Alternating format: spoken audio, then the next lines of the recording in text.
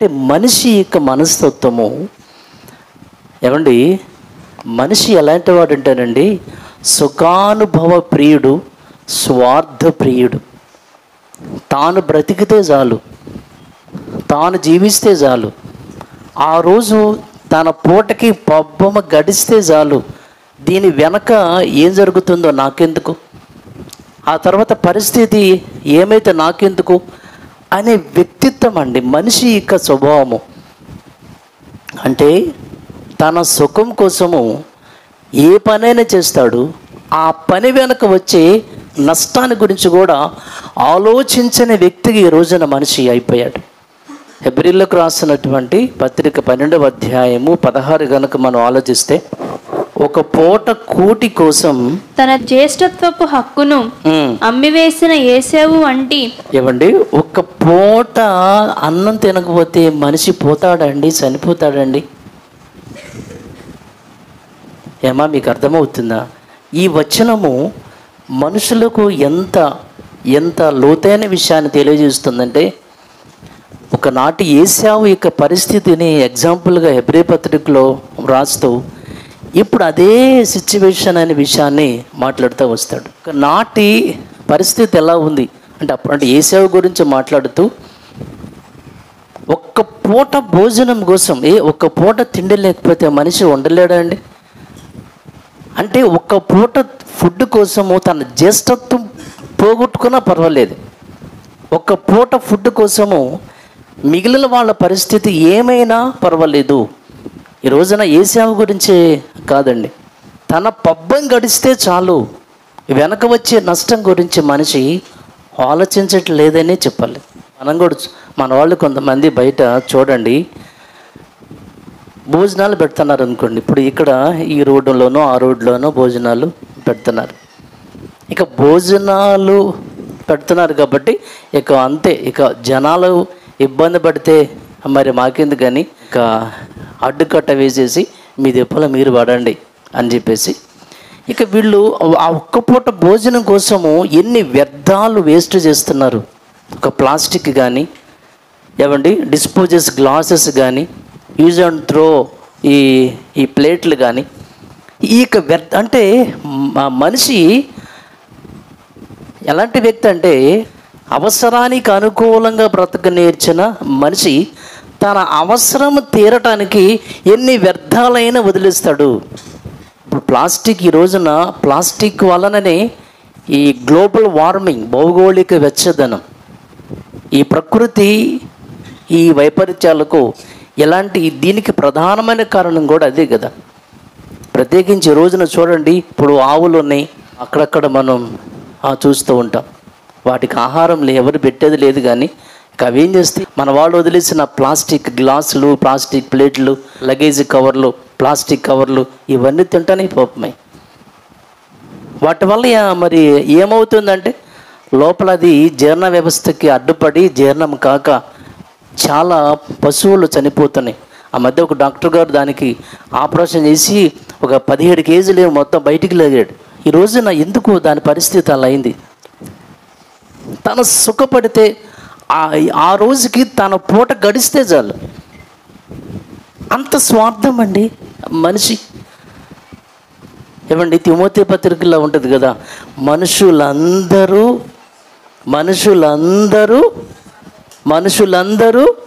చెప్పండి అంటే, ఆ మాట చెప్పడానికి మీకు మనసు రావట్లేదా?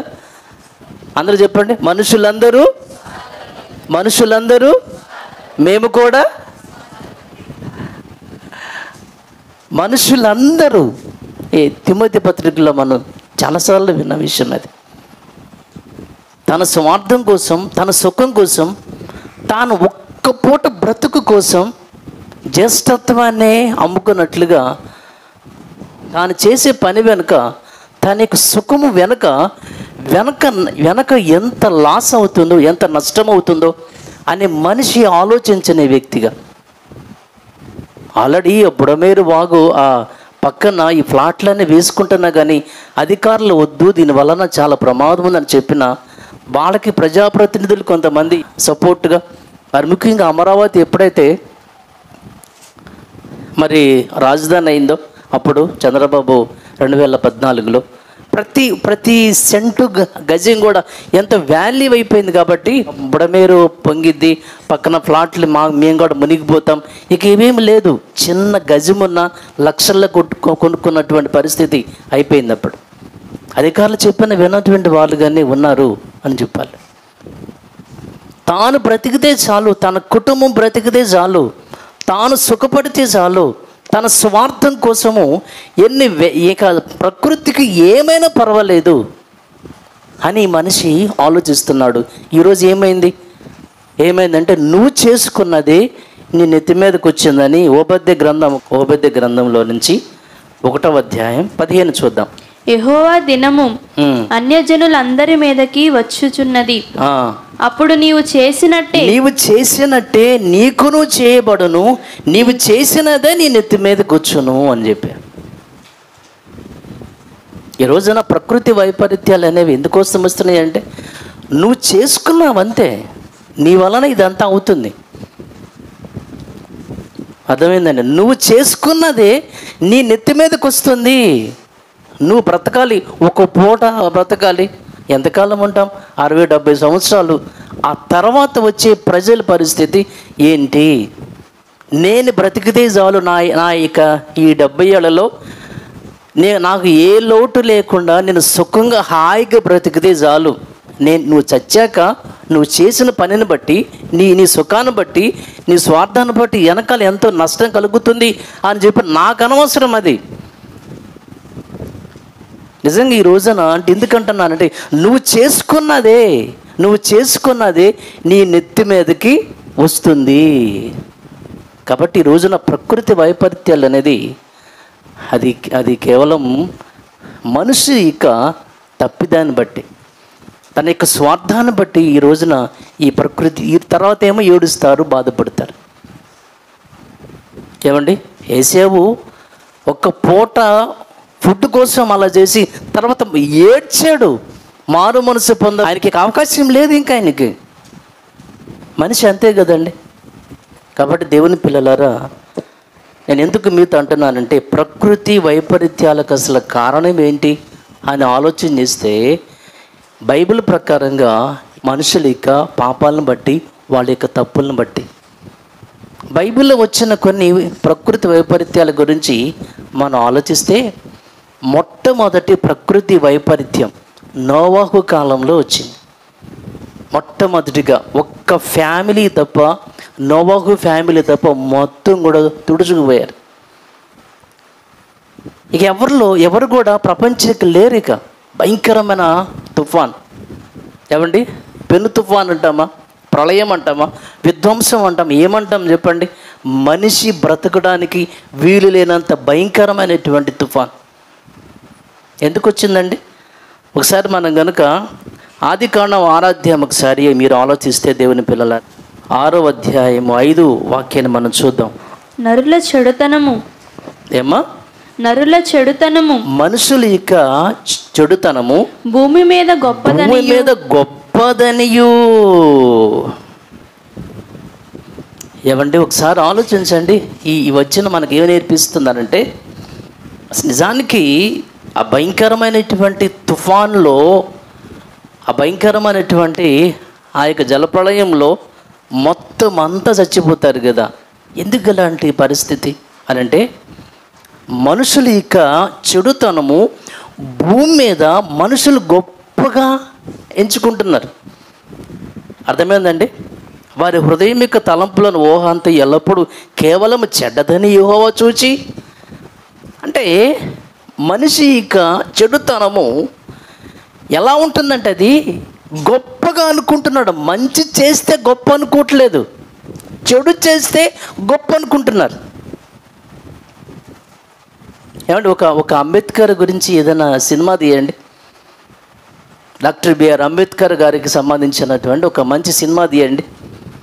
ఆయన చిన్నప్పటి నుంచి తన యొక్క బాల్యం నుండి ఆయన రాజ్యాంగ నిర్మాణం గురించి, ఆయన పడిన కష్టాలు, బాధలు, సమస్యలు, అవమానాలు, ఈనాటి ఎస్సీ ఎస్టీలకు వీళ్ళకి చేసిన ఆయన సహాయం కానీ, ఆయన చేసినటువంటి మేలు కానీ, ఇవన్నీ కూడా కలిపి ఒక మంచి పిక్చర్ తీయండి. ఎవడు చూడ్డు. ఇలాంటి సినిమాలు ఎవరు కూడా చూడరండి. సమాజానికి మేలు చేసే వాళ్ళ యొక్క సినిమాలు కనుక తీస్తే ఎవరు చూడరు. మరి ఎలాంటి సినిమాలు తీస్తారంటే వీరప్పన్ని మాదిరిగా తీసుకుని ఒక సినిమా తీయండి. గంధపు చెక్కల స్మగ్లర్ వీరప్పన్, ఏమండి, ఆయనని మరి మాదిరిగా తీసుకుని పుష్ప సినిమా తీస్తే అంటే ఒక విలన్ రోలు. ఈ రోజున ఆ హీరో కానీ డైరెక్టర్ కానీ సమాజానికి వాళ్ళు ఏమి నేర్పించాలని, వాళ్ళ పిల్లలకు వాళ్ళు ఏం చెప్పాలని, యూత్కి వాళ్ళు ఏం చెప్పాలని అంటే మేము ఇప్పుడు కాదండి, మేము సెకండ్లో చూపిస్తాము క్లైమాక్స్లో అని అంటావా? ఈ లోపు మరి పిల్లలందరూ కూడా మరి ఏమైపోయారు? చెడిపోవట్లేదా? అలాంటి వాళ్ళకి మాత్రం నేషనల్ అవార్డు. ఎంత ఇదేంటి ఆలోచించండి ఒకసారి మీరు. సమాజం యొక్క పరిస్థితి అండి. ఏమంటే ఒక స్మగ్లింగ్ చేసే ఒక స్మగ్లర్కి సంబంధించినటువంటి సినిమా తీస్తే అసలు దానికి కోట్ల డబ్బులు నేషనల్ అవార్డు కూడా ఇచ్చారంటే ప్రధానమంత్రులు వీళ్ళందరూ వాళ్ళు ఏం చేస్తున్నారు అంటే, ఎందుకంటున్నానంటే సమాజంలో చెడు జనాలకి గొప్పగా ఉంటుందంట. నరుల చెడుతనము భూమి మీద గొప్పగా ఉంటుంది. అంటే మనిషి మంచి చేస్తే గొప్పగా ఉండదు, చెడు చేస్తే గొప్పగా ఉంటుంది. అబద్ధ బోధకులంటే చాలా గొప్పగా చూస్తాం మనం. నిజమైన బోధకులంటే అస్సలు పట్టించుకోం. ఇప్పుడు ప్రభు అయిన యేసుక్రీస్తు వారు ఉన్నారండి. ఆయన సమాజానికి మేలు చేశాడు. ఆయన మంచి మాటలు చెప్పాడు, స్వస్థతలు చేశాడు. ఆయన చేసినటువంటి కార్యాలు బైబిల్లో మనం చూస్తాం. ఆయన ఎవరికి ఎటువంటి హాని చేయలేదు. చిన్న మిస్టేక్ కూడా ఆయన పవిత్రంగా జీవించాడు. సమాజం యొక్క క్షేమం కొరకు ఎంతో ప్రయాసపడ్డాడు. అలాంటి వ్యక్తిని తీసుకుని వెళ్ళి సిలువేయండి అని చెప్పేసి పెద్ద పెద్ద కేకలేశాడు. అక్కడికి ఆల్రెడీ ఆ పిలాతు ఏమంటాడంటే, ఈ రోమా చట్ట ప్రకారంగా ఈయన చేసినటువంటి దానికి ఏ సెక్షన్లో ఏ తీర్పు ఏ శిక్ష వేయాలో మాకు అర్థం అవ్వట్లేదు. నాకు ఈయన మా సెక్షన్ ప్రకారంగా, మా రోమాయిక మరి గౌరవం ప్రకారంగా ఏ సెక్షన్లో కూడా ఇది నేరస్తురని మాకు అనిపించట్లేదు అని అంటే, వీళ్ళందరూ ఏమంటారు, పర్వాలేదు ఏ సెక్షన్లో ఏమి లేకపోయినా సరే మా ఆచార నియమాలు ఉన్నాయండి, వాటిని బట్టినా సరే మీరు ఆయన శిక్ష వేయండి అని చెప్పేసి మంచి చేసిన వాడినేమో సిలువని వేశారు. మరి అప్పటికే ఒక ఆయన ఉన్నాడు బరబ్బా. ఆయన గురించి ఏముంటుందండి, ఎక్కడది లూకా రాసిన సువార్త ఒకసారి మీరు కనుక తీస్తే మీరు ఆశ్చర్యపోతారు. లూకా రాసినటువంటి సువార్తలో నుంచి 23వ అధ్యాయము 16 ఒకసారి మనం చూసి ముందుకెళ్దాం. కాబట్టి నేను అతనిని శిక్షించి విడుదల చేయుదునని వారితో చెప్పగా వారందరూ వీనిని చంపివేసి మాకు బరబ్బాను విడుదల చేయమని ఏకగ్రీవముగా కేకలు వేసిరి. యేసుక్రీస్తు వారిని చంపమంటున్నారు, బరబ్బానేమో విడుదల చేయండి. ఈ బరబ్బా ఏమన్నా మంచోడా? ఒక అంబేద్కరా, గాంధీయా, లేదంటే ఒక నేతాజీయా? ఏమండి, ఈయన ఒకసారి ఆలోచిస్తే ఆ తర్వాత ఎన్న వచ్చినది 19లో, వీడు బరబ్బా పట్టణంలో జరిగించిన ఒక అల్లరి నిమిత్తమును నరహత్య నిమిత్తమును చెరసాలలో వేయబడిన వాడు అన్నట్టుది. అక్కడ ప్రజలు ఎవరిని కావాలని కోరుకుంటున్నారు? బరబ్బా ఏం చేశాడు? సమాజంలో టౌన్లో అల్లర్లకు కారణం వీడే. ఒక మాఫియా గ్యాంగ్ అందామా, రౌడీ షీటర్ అందామా, ఫ్యాక్షనిస్ట్ అన్నామా, ఏమన్నాం ఈయన్ని? ఏమండి, ఒక ఉగ్రవాది అందామా? సిటీలో ఒక భయంకరమైన అల్లరిని క్రియేట్ చేశాడు, హత్యలు కూడా చేశాడు. నరహత్య నిమిత్తము ఇతను జైల్లో పడేశాడు, ఒక కూనీకోర్. అంటే చూడండి, అతన్ని రమ్మంటున్నా, అతన్ని మరి బయటికి పంపండి. మంచి చేసిన వాడినేమో, సమాజానికి మంచి చేసిన వాడినేమో ఏమంటున్నారు, సిలువ వేయమంటున్నారు. సమాజానికి కీడు చేసిన వారినేమో మాకు పంపండి అంటున్నారు. అంటే మనుషులు చెడుతనాన్ని గొప్పగా ఎంచుకుంటున్నారని, అదే ఆదికాండంలో మనం చూసాం. అక్కడ మనుషులు చెడుతనాన్ని గొప్పగా ఎంచుకుంటున్నారు. ఏమంటే మంచి వ్యక్తినేమో సిలువ. ఈరోజు నది నేను మీతో అంటున్నాను, నిజమైన సేవకుడు ఉంటే ఉన్నది ఉన్నట్లు కనుక సమాజానికి చెబితే, వాస్తవాలు కనుక సమాజానికి బోధిస్తే, అలాంటి వాళ్ళని ఎవరు ఇష్టపడరు. మరి ఎవరని? సమాజాన్ని దోచుకుంటున్నారే. ఏమండి, స్వస్థతలు ఉన్నాయి, లేదంటే మాకు ఆ వారం ఉంది, ఈ వారం ఉంది, దేవుడు మిమ్మల్ని దీవిస్తాడు, మిమ్మల్ని ఆశీర్వదిస్తాడు, ఇలాంటి పనికి వాళ్ళ బైబిల్ లేని విషయాలని చెప్పి ప్రజలందరినీ మభ్యపెట్టి మోసం చేస్తున్నారే, వాళ్ళ కాళ్ళు తీసుకొచ్చి నెత్తిని పెట్టుకుంటున్నారు. ఇవన్నీ కూడా మనకి తెలుసు. అంటే మనిషి చెడుతనాన్ని గొప్పగా ఎంచుకుంటున్నాడు, మంచినేమో సిలువేస్తున్నారు. ఒకనాటి జలప్రళయం ఎందుకు వచ్చింది వాళ్ళకి? ఆ సమస్య ఎందుకు వచ్చింది? ఆ భయంకరమైనటువంటి ప్రకృతి వైపరీత్యం ఎందుకు మరి సంభవించిందంటే, మనుషులు చిన్నప్పటి నుంచి అప్పటికి పుచ్చిపోయింది మొత్తం కూడా. దేవుడు చూశాడు, మొత్తాన్ని లేపాలనుకున్నాడు, అందరిని లేపడేశాడు. ఆ తర్వాత కొద్ది కాలం తర్వాత లోతు కాలంలో ఉన్నటువంటి పరిస్థితి, అక్కడ కూడా ఒక ప్రకృతి వైపరీత్యం అనేది అక్కడ వస్తుంది. ఊరు, ఆ సొదొమ గొమొర్రా 2 పట్టణాలు మొత్తం కూడా అగ్ని చేత అసలు కనీసం చిన్న పురుగు కూడా లేకుండా మొత్తం కూడా బూడిదైపోతుంది. ఎందుకలా? ఏమంటే చిన్న పిల్లల దగ్గర నుండి ఒకసారి చూస్తే కనుక మీరు అదే ఆదికాండంలో నుంచి 19వ అధ్యాయం 4వ వాక్యం చూద్దాం. ఓకే అమ్మా, 19వ అధ్యాయము వచనం 4 చూద్దాం. వారు పండుకొనక ముందు ఆ పట్టణస్థులు అనగా సొదొమ మనుషులు బాలురును వృద్ధులను ప్రజలందరూ నలుదిక్కుల నుండి కూడి వచ్చి ఆ ఇల్లు చుట్టి వేసేవండి. అందరూ చిన్న పిల్లల దగ్గర నుండి ముసలాళ్ళ వరకు ఏమన్నారంటే, వాళ్ళు అది మీ ఇంటికి వచ్చారే 3 దేవదూతలు, బయటికి పంపండి, వాళ్ళతో మేము వ్యభిచారం చేయాలి. ఏమండి, అసలు 18వ అధ్యాయం 20వ వచనం కనుక మీరు చూస్తే, మరియు యెహోవా సొదొమ గొమొర్రాలను గూర్చిన మొర గొప్పది గనుకను, వాటి పాపము బహుభారమైనది గనుకను అన్నాడు. అంటే సొదొమ ప్రాంతంలో వాళ్ళు చేస్తున్న పాపం ఉంది సేవా, దేవునికి భారంగా అనిపించింది. ఏంటంటే మన ఇంట్లో పిల్లలు కనుక తప్పు చేస్తే అమ్మ నాన్నకి ఎలా ఉంటుంది చెప్పండి? ఏమండి, పిల్లలు లేదంటే యూత్ యవనస్తులు ఏమండి, సినిమాలు, షికార్లు, మందులు, విందులు, అమ్మాయిలు అబ్బాయిలు ప్రేమలు, ఇలాంటి విధానాలు ఉంటే ఏ తల్లిదండ్రులకైనా గుండె బరువెక్కదండి, భారంగా అనిపించదండి. సో మనుషులు చేసిన పాపాలను బట్టి దేవునికి అది భారంగా అనిపించింది ఆయనకి, అని చాలా బాధపడుతున్నాడు. అక్కడ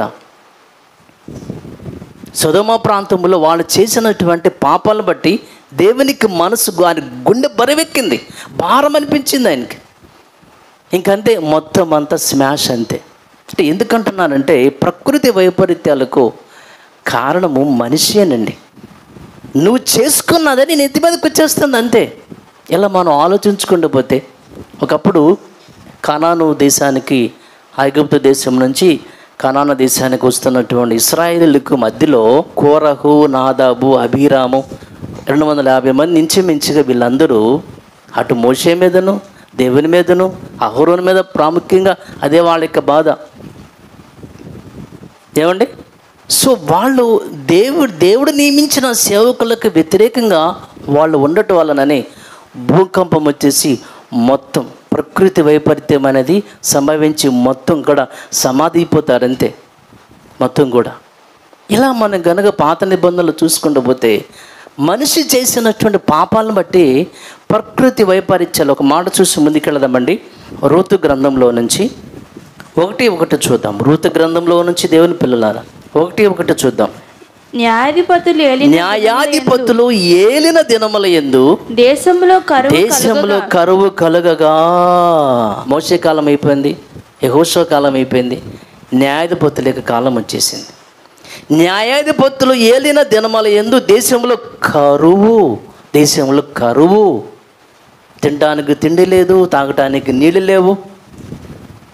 ఇది ఎందుకు ఎలా వచ్చింది?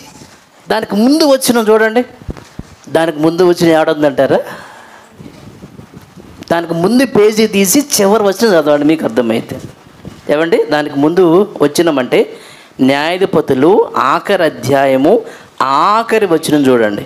ఆ దినములలో ఇశ్రాయేలీలకు రాజు నాయకుడు లేడు కాబట్టి ప్రతి వాడును తన ఇష్టానుసారముగా ప్రవర్తించుచూ వచ్చాను కాబట్టి నెక్స్ట్ పేజీ నెక్స్ట్ వచనములు ఏముంది? కరువు అనేది సంభవించింది దేశానికి. ఎందుకు ఇక ఈ క్షామం అంటే ఎవడిష్టానుసారంగా వాడు జీవిస్తున్నాడు కాబట్టి అందుకని దేశానికి కరువు అనేది సంభవించింది. ఈ రోజున విజయవాడ పరిస్థితి, ఈ రోజున అందరం బాధపడుతున్నాం, ఏంటి పరిస్థితి ఇట్లా అయిపోయిందని చెప్పేసి. కానీ హైదరాబాద్ సిటీలాగా, బెంగళూరు సిటీలాగా ఏమండి పబ్బులు, క్లబ్బులు, అమ్మాయిలు, అబ్బాయిలు, ఎంత ఘోరమైనటువంటి పరిస్థితి అంటే ఎటు ఇది మరి రాజధాని కాబట్టి. సో ఈ హైదరాబాద్ యొక్క కల్చర్ ఈ మొత్తం కూడా విజయవాడలో దిగిందనమాట. పిల్లలు పెద్దలు అందరూ ఎవరిష్టానుసారంగా వాళ్ళు ఈ రోజున అందుకనే తినటానికి తిండి లేక తిండి కోసం అల్లాడిపోవటం. ఎందుకంటున్నానంటే పరిస్థితి అలా ఉంది అక్కడ. నేను మొన్న ఒక వీడియో చూశాను, నాకు బాగా బాధ అనిపించిన విషయం ఏంటంటే, తన పిల్లాడిని అసలు నీళ్ళలో కొట్టుకుపోతుంటే పట్టుకుని అప్పటికే పిల్లాడు చనిపోతే అసలు ఏడుస్తున్నాడండి ఆ తండ్రి. సో నా మనసు చాలా బాధ అనిపించింది. అంటే పరిస్థితులు మొత్తం కూడా ఇట్లా చూడండి. అంటే ఎందుకంటున్నానంటే ఒకసారి మనకి అనిపిస్తుంది, సరేనండి ఇప్పుడు వాళ్ళు చేసినటువంటి మరి పాపాలను బట్టి అని మనం అనుకోవచ్చు. కానీ చాలామంది పిల్లలు మంచోళ్ళు మరి అమాయకుల పరిస్థితి కూడా మరి బాగాలేదు. కానీ అంటే ఇప్పుడు దేవుడు చెప్తాడు, నిన్ను బట్టే ప్రకృతి కూడా పాడైపోయింది, నిన్ను బట్టే నేల శపించబడింది, నీ పాపాన్ని బట్టే ఇతర మరి మూగజీవులు ఎన్నో పోయినాయి. అంటే మనిషి పాపాన్ని బట్టే మంచోళ్ళకు కూడా అట్లని. సో అంటే ఇక్కడ విషయం ఏంటంటే వాళ్ళు పోయారు కాబట్టి వాళ్ళు ఏదో పాపులు, మనమేదో మంచోళ్ళము అని అనుకోవద్దు అని చెప్పి ఒకసారి యేసుక్రీస్తు వారు కూడా లోకాసు వార్తలో నుంచి 13వ అధ్యాయము ఏంటి వాళ్ళు పోయారు కాబట్టి వాళ్ళు పనికిమాలినోళ్ళు, పాపులు, మన మంచోళ్ళమని అనుకోకండి వీళ్ళ సంఘటన యేసుక్రీస్తు వారు చెప్తారు. లోకాసు వార్తలో నుంచి 13వ అధ్యాయం 4 చూద్దాం. మరియు సిలోయములోని గోపురము పడి చచ్చిన ఆ 18 మంది. సిలోయంలో ఒక గోపురం ఉంది, అది పడిపోయి సుమారుగా 18 మంది చచ్చిపోయారు. కాపురం ఉన్న వారి కంటే అపరాధులని మీరు తలంచుచున్నారా? అంటే మన స్వభావం అలాగే ఉంటుంది కదండి. వాడికి భయంకరమైన యాక్సిడెంట్ జరిగింది, వాడు ఏ తప్పు చేస్తే జరిగిందో, వాడు ఏదో పాపం చేసి ఉంటాడు కాబట్టి.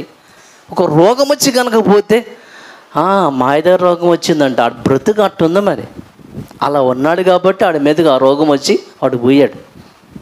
అంటే మన యొక్క మనుషుల యొక్క స్వభావం ఎట్లా ఉంటుందంటే వాడు ఏదో పాపం చేశారు కాబట్టి.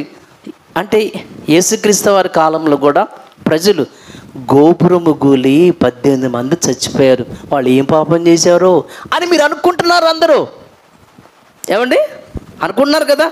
5వ వచనం, కారని మీతో చెప్పుచున్నాను, మీరు మారు మనసు పొందని ఎడల మీరందరూ అలాగే పోతారు అని చెప్పాడు. మారు మనసు పొందకపోతే మీరు కూడా పోతారని చెప్పాడు. ఏమండి ఒక ఖమ్మం ప్రజలు, అలాగే లేదంటే ఒక విజయవాడ ఎన్టీఆర్ జిల్లా ప్రజలు, సో వాళ్ళు ఏదో మిస్టేక్ అయింది, వాళ్ళ పొలాలు కూడా మొత్తం పాడైపోయినాయి, వాళ్ళు ఏదో చెడ్డోళ్ళు, మన మీద మంచోళ్ళమని అనుకోవద్దని చెప్పాడు యేసుక్రీస్తు వారు. మీరు గనక మారకపోతే, మీ బ్రతుకులు మార్చుకోకపోతే, మీరు గనక మారు మనసు పొందక మీరు కూడా అలాగే పోతారు, మీకు కూడా అలా నష్టమే జరుగుతుంది.